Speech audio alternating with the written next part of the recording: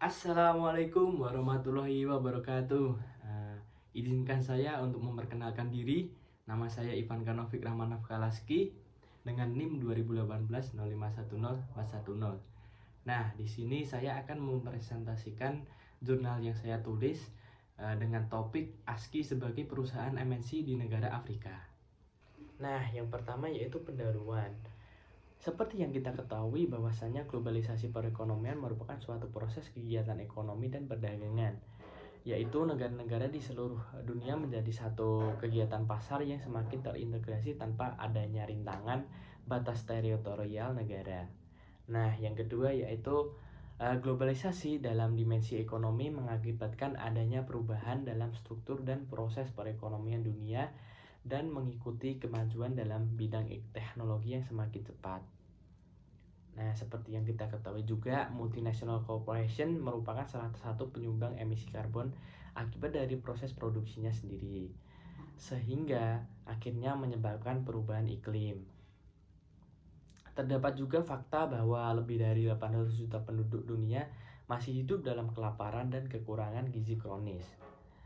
Nah, isu kelaparan itu sendiri dan ketahanan pangan menjadi agenda internasional termasuk oleh negara-negara G8 yang sepakat untuk membentuk kerjasama internasional publik-privat dalam bidang MNC. Nah, berdasarkan latar belakang yang sudah saya paparkan di pembahasan sebelumnya, perumusan masalah dalam isi jurnal ini adalah bagaimana penerapan ASKI sebagai perusahaan MNC di negara Afrika.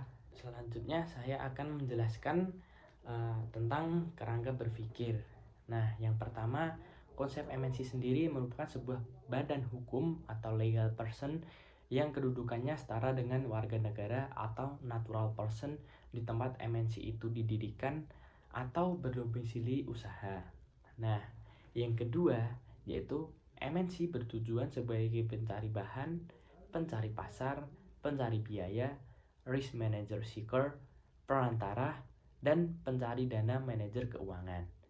Nah, yang ketiga, MNC di Afrika dikenal dengan nama ASKI yang tergabung dalam integrasi regional bernama Economic Community of West African States atau ECOWAS. Dan yang keempat, ASKI adalah bentuk regionalisme yang dapat dijelaskan melalui teori neofungsionalisme atau neofungsionalisme yang memiliki kompleksitas dalam operasinya. Selanjutnya, saya akan membahas hasil temuan dan diskusi. Nah, yang pertama, globalisasi membawa konsekuensi pada tumbuhnya peluang untuk melakukan ekspansi pasar yang kemudian berpengaruh juga pada dimensi sosial budaya.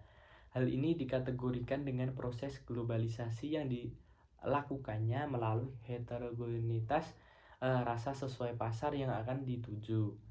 Nah, yang kedua, perusahaan MNC akan cenderung memilih untuk mengembangkan dan memperluas sumber daya mereka di sebuah negara berkembang yang memiliki halangan minimal yang diasumsikan dan diharapkan akan menciptakan lokomotif efek pada pertumbuhan dan kesejahteraan negara. Yang pertama yaitu sebagai keuntungan dari hadirnya MNC, pendapatan nasional pemerintah akan meningkat, investasi infrastruktur fisik, pendapatan dari pajak, serta pekerja yang terampil dan berskill. Nah, MNC sendiri sebagai aktor dalam bisnis internasional dan perusahaan sangat memiliki peran penting dalam konstelasi internasional. MNC bisa memainkan peranan dalam kebijakan-kebijakan yang dikeluarkan oleh negara baik pada tingkat nasional maupun global. Karena potensi ekonomi yang dimiliki oleh MNC memiliki pengaruh dalam perpolitikan domestik maupun global. MNC juga menjadi salah satu yang menyebabkan perubahan iklim dunia. Maka dari itu perlu adanya komitmen dari MNC itu sendiri untuk menjaga lingkungan dengan melakukan pembangunan yang berkelanjutan. Dan selanjutnya, walaupun perusahaan multinasional penerbangan ini merupakan perusahaan swasta, berdirinya merupakan hasil kesepakatan pemimpin negara dan integrasi ekonomi di Afrika Barat juga mendukung dengan adanya kerjasama ekonomi dengan didirikannya ASKI. Maka Diharapkannya dengan adanya ASKI ini semua pemerintah negara setuju untuk mendukung perkembangannya.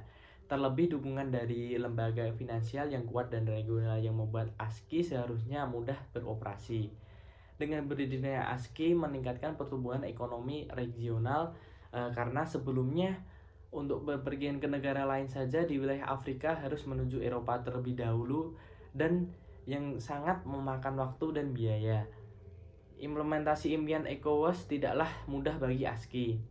Walaupun perjanjian diratifikasi seluruh pemerintah negara, namun eksekusi di tingkat domestik tidaklah mudah.